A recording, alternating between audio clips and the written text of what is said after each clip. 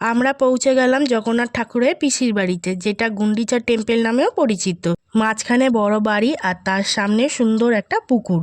ওই দেখো জলের মধ্যে হাঁস ভেসে বেড়াচ্ছে আর গাছের ডালে কত পাখি বসে আছে। আমি বাইরে দাঁড়িয়ে একটু ভিডিও করে নিলাম, কারণ ভেতরে ফোন নিয়ে যাওয়া একদমই অ্যালাউ ছিল না, তাই ভিতরের সুন্দর পরিবেশটা তোমাদেরকে দেখাতে পারলাম না। সেখান থেকে আমরা চলে এলাম মৌসীমা টেম্পেলে। তোমরাও চলো আমার ভিডিওর মাধ্যমে দর্শন করে নাও।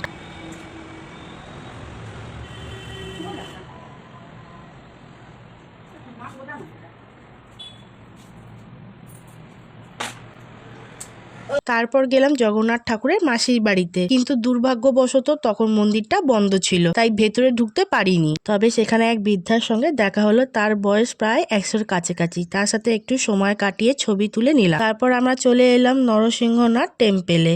এখানেও ভেতরে ভিডিও করার অনুমতি ছিল না, তাই মন্দিরের বাইরেটাই তোমাদেরকে দেখালাম।